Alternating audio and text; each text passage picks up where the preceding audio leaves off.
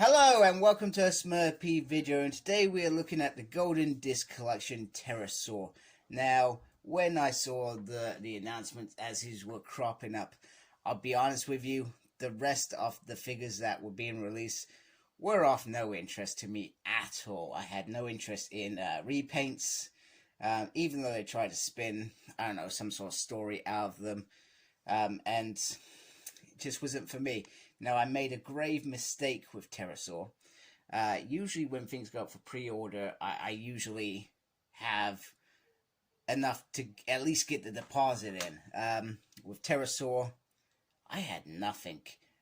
So I didn't pre-order, because I think in my mind I was going to pre-order with in-demand toys. That was my plan.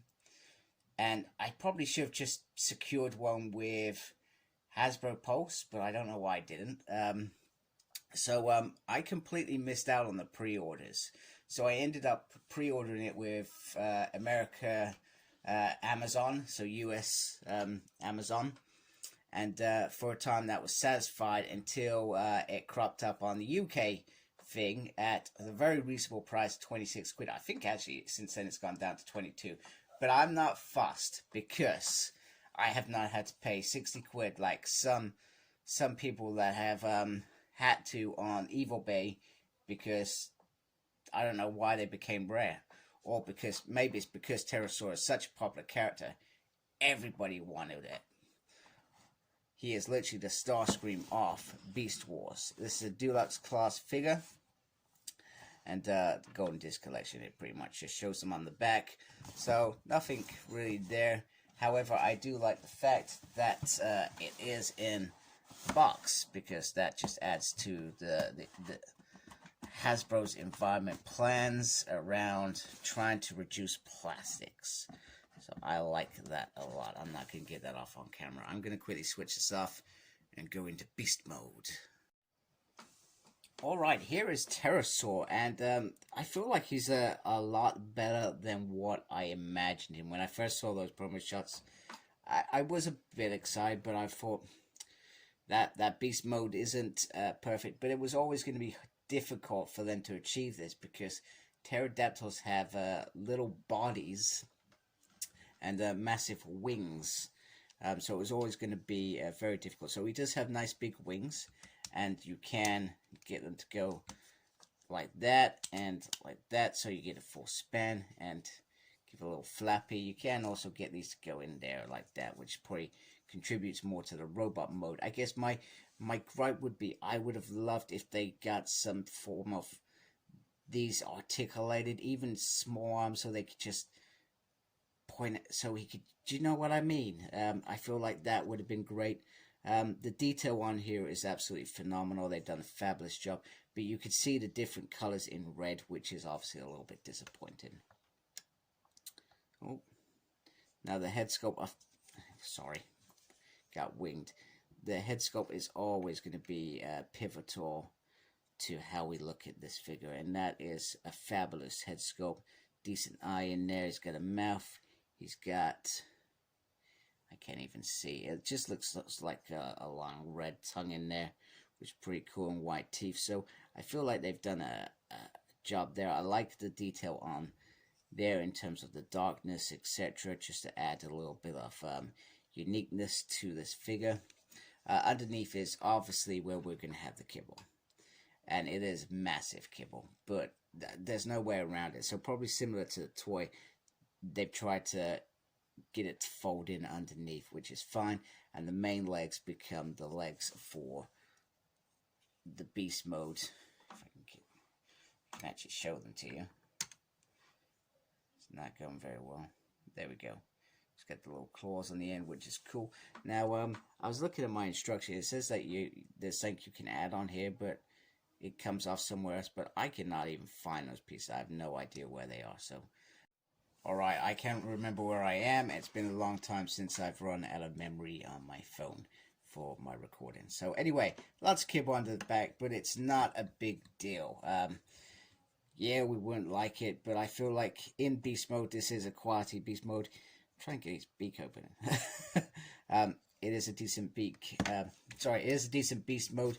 You can slip the gun under there, Not really a fan of that in beasts, but you've got a place to hide it. I'm trying to think where else you could put it.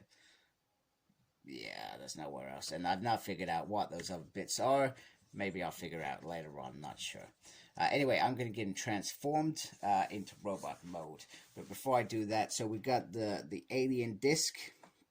Now, this isn't as golden as the one that came with the Ark.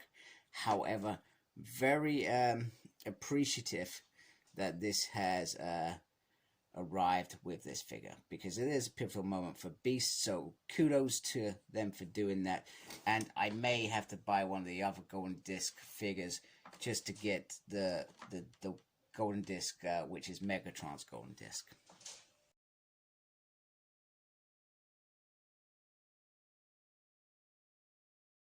Alright, brain is finally working. I found these in the box. So, apologies for not having these when he was in beast mode. But pretty much they're just popping on the side. There's a little hole there, which is pretty cool. I can't believe that I missed. I did look in the box everywhere, and they were just obviously on the piece that I didn't look, which is normal for me. Oh my goodness. That's always a good start. So you look at Terrorsaur if it doesn't fall over.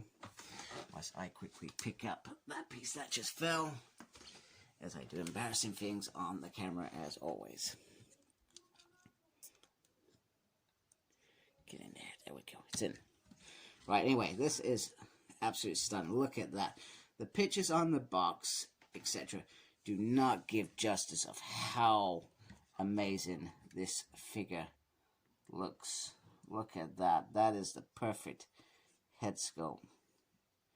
Got nice little... Apologies. Yeah, they've got some lead. Let me try and do that on camera. I'm really sorry. Got some little lead piping in there. It's very difficult to see. But yeah, they've got some lead piping on this, which hasn't happened in a Transformer for a while, if I remember correctly. We haven't had that since, I think, maybe War of Cybertron. So I guess the biggest weakness for this is definitely the feet down here. I feel like they just don't hold the figure very well because they're trying to do a dual roll. I love the fact that you can get the gun at the side. I feel like that is absolute quality. There are other places you can put it, but I feel like that works. So let me just take that off. Oh, there we go. There is the gun. Nice little gun. There are some vendors that are given a better gun if you are interested, but I feel like this is a decent size for him, and certainly does work. Yeah, those feet are a real problem with this figure. But nonetheless, it is absolutely stunning. I would rather take a little bit of issue like that over how good this figure looks. So in terms of articulation, his head does not go all the way around. There are these little bits at the side which prevent that.